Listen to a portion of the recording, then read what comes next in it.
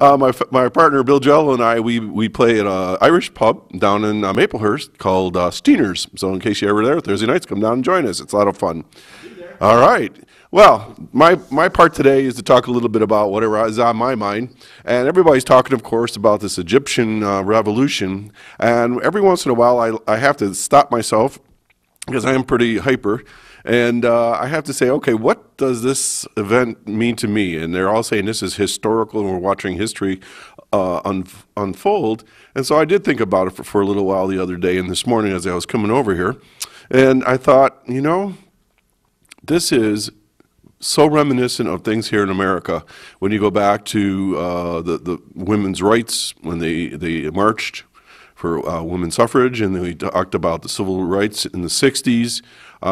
We see people marching on Washington and so forth, and generally it's peaceful. And unfortunately, with the Egyptian situation, some people did lose their lives and there was some violence. But nonetheless, 18 days, they rallied together, which seemed almost leaderless in some cases, but the message that I saw on the sidewalk that kind of spoke volumes to me was, it said, Egypt, 80 million, leave. And I thought, what a simple message that they all could rally around. And what's the power that we all have as individuals when we do gather together, especially in a concerted effort that's more or less peaceful? I know Fred's here today, and I'm not here to pound on politicians, but nonetheless, when we have an issue, what can we do? And since this is a senior report, in my column that I write for Silver Magazine, I'm always saying, hey, you know, we're sitting around, retired, we're sitting on the couch watching TV or whatever, and I'm not here to insult anybody, but you know, we sit around, we throw the paper across the room and say, oh gosh, you know, they're at it again, and it's not my problem. What is our problem? And when we think about the power of the individuals that are in our county and our state and so forth, we can make a difference. And in that sense, look what we did with the Westfield situation with the Memorial Hospital. We got 7,000 people rallied together. They heard our voice and it made a huge difference. Right now, we're going through a time here in New York State, our county, our government in Washington, where it's really sort of a transitional time. And I think this is a time when we can let people know, in our own way, talking here in this TV show, calling in. We'd love to have you call in. I'll be answering the phone for you. But to let us know what you're thinking about, and to share that, because this is a great opportunity for all of us here in Chautauqua County to talk to each other, hear each other through Reed, through the show, and to express your ideas. And I know folks like Fred are listening in, and you may have an idea or two. Get involved. Fred and I were just talking just before the PSA just finished up that I'm now on the planning board for the county. It's a volunteer organization, but there's lots of those things out in your own communities, at the county level, the state level, that you can get involved with. You're 55 on up, 60 years old. You've got years of experience that you could bring to the situation. We need you. So get involved and keep an eye on the Egyptian thing because it's inspiring. Thanks and have a great weekend. Thank you, John. Doc Hamels. I did want to comment, we are in a new world here. The taxes in the county level went up 9%. The state taxes are up 25%, according to Kathy. And God knows what the new taxes will be at the federal level, but we've been promised they'll be higher. God help us. All right. Don't forget to get in your by March, your star to beat some of the taxes anyway, ladies and gentlemen. Now, before we have our moment of meditation, I just wanted to make a slightly different comment. John is now on the planning board, and one of the famous planning board members was Bill Parment.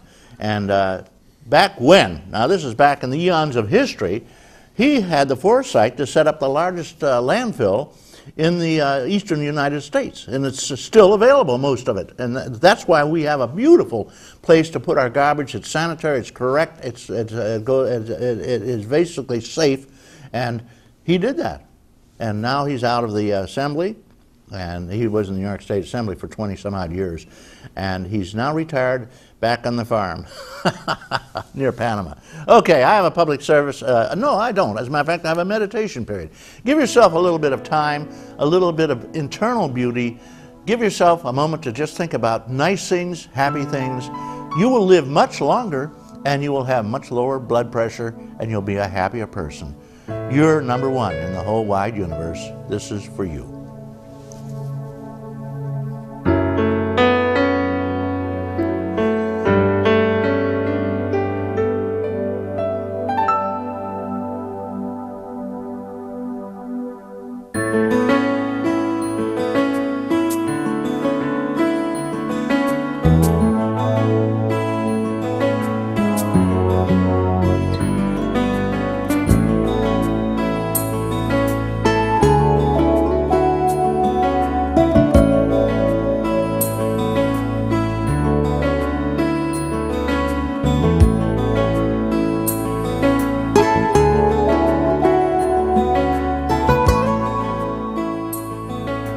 That's the village park over here in Mayville, and oh, I'll tell you, the beauty of these parks and our countryside and the woods and the meadows covered with white snow. It's just like a black and white photograph. It's gorgeous. And I see the snowmobilers are out roaring around right now. They have fresh cover, and it's just perfect weather for snowmobiling. And we have a great winter life up here. Did you know that? And they all stop off at the oh, that beautiful little restaurant at the foot of the hill, the Lakeview, and now also it's the Moors, I guess. No, it's not, the Docks, same thing. They have two restaurants side by side, and I would go down there and I see a whole bunch of helmets stacked along the counters and on the bar. That shows you that the snowmobiles have dropped in. And that's one of the nice things we have about Chautauqua County is the fact we get a lot of winter action, because snowmobiles come from all around. Especially from Pennsylvania over here, for the wonderful trails we have, because we have these beautiful trails which were set up a long time ago, the old rails to trails. They took the railroads and they made made trails out of them, and the snowmobilers use them, they help clean them, and we can thank certain people, especially Dr. Burke, Robert Burke, who has really spearheaded the rails to trails, and he's still there doing the job. Got a guest here, he's an old-timer. In terms of time on the show, he's a young man, actually, almost. Almost a senior citizen. Yeah, we have with us Fred Crosscut, and he gives up every month or two. He gives up a little time to come over here and be on the stage. He's here with you. He's live right now. If this is Saturday, the 12th of February. This is the 12th, isn't it, Fred? It is, I believe. Reed. Yeah, and don't bother calling in after the 12th. You'll see the show all week long. But he's come in to give us a little bit of insight on what's going on, and there's always something new happening in the county legislature, and he's also here to give us a little insight on the Chautauqua County living in itself. And welcome. Well, welcome. I'm glad to be here. Well, I'm glad you are here. And it's nice to drive over this morning. It was a little bit dusty coming in from Sherman, but you know, you mentioned the snowmobiling, and we're taking off as soon as the show's over with and doing the Stockton ride-in. And then don't forget, next weekend is the start of the Ice Castle Extravaganza. Mm-hmm. We'll be in Mayville to enjoy that. And that's all weekend, right? That'll be all weekend. Friday, Saturday. Yep. But here again, we bring several thousand people to the town, the village of Mayville, and to view the Ice Castle. They tell me there's going to be everything there. There's a gorgeous, this year the Ice Castle is spectacular. Oh, yeah. Because we've had the perfect weather for it. And we're also going to have food there. There's dancing, there's music, there's games, and there's fooling around. Yes, whatever that might lead to. But no, and I had the opportunity this past week to be in Albany for the New York State Association of Counties annual meeting. And John has mentioned taxes and government. And we spent 3 days there. I was up there with County Executive Greg Edwards, IDA Director Bill Daly, and Sean Heenan, one of my counterparts from Dunkirk. And we're very concerned about this tax cap that the Senate has already passed it. We're also concerned about the $2.8 billion worth of aid that's being cut out of Medicaid. We're concerned about the $2.8 billion that is being cut out of education. Well, now, New York State has promised to lower taxes, but they've got a little game there, it sounds like to me. They cut out things that are critical to us, and it just raises our taxes. Well, except, one thing that come out loud and clear in that, if you want me to cut, we also want entitlements cut. And I'm not saying take things away from senior citizens, but I hear it as I cross this state, as I cross this county. Cut back 10% on entitlements. In other words, the welfare. the cell phones. Some of these people that we help out, I really believe we're helping out too much, Reed. Yeah, well, they need to go out and look for a job. There are jobs out there. So that in itself is certainly one way to do that. Now the tax cap we're not opposed to it in that sense. Try to explain that to me. Well, it's going to be, you can no longer raise, if it's approved, you can no longer raise taxes more than 2% or the equal of the Consumer Price Index. That sounds all well and good. Who wouldn't be in favor of a tax cap? But you've got to remember all the services that Chautauqua County provides. We are the state's arm as far as carrying out these services, whether they're DSS services, health department services, jail, road patrol, roads and bridges. And you've also got to remember that over 60% of our local share dollars go to Medicaid. We simply have to have not just mandate relief, we need mandate repeal. Well, we're the only one of, I believe, 2 states that saddles the county with a chunk of the state's responsibility. Exactly, and there's nothing wrong, California and Texas, we don't have to add all these extra Medicaid benefits that we add. We have the Cadillac. We have the Cadillac plan, so that's one way, and those county associations came up with a whole booklet of mandate relief. Now, this mandate relief committee has met once. They're meeting again next Monday, and they hope to have some kind of recommendation in to Governor Cuomo by the 1st of March, because he needs to have his act together as far as April 1st when he presents his budget. So what we're afraid of, Governor Cuomo has left all this to this committee. We're only hoping and praying that he comes up with some kind of a mandate relief. Well, we have, of course, there's been mandate relief for the seniors by a mile. They've lost 50% of their purchasing power, according to the government figures, because we haven't gotten a COLA. And of course, no COLA this year. Right. And it's hysterical when you go to the supermarket and Congress is telling us there's no COLA, so we don't need one. There's no inflation. But the worst part of it is, you know, they cut $500 billion from Medicare. Medicare, which is a senior health program. True. They've already slashed the seniors to the bone.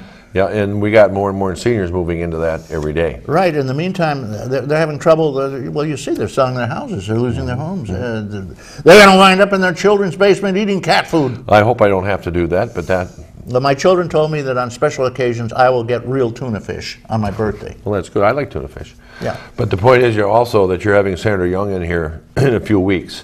And in talking with her about this, we expect that she will be supporting some of these mandate reliefs. So that's one of the questions she'll obviously get asked when... How about Andy, our new assemblyman? Andy is hoping the same thing. I talked with Andy last week. The Assembly obviously has not done anything yet with the mandate relief package or the tax cap in the Assembly. But Andy will be introducing some things. He is going to be no friend of Sheldon Silver, and that's fine. And I expect that they also may leave the sales tax increase up to the local municipalities. But we will not need a tremendous amount of sales tax increase if we can get some mandate relief, because we spend like $34 million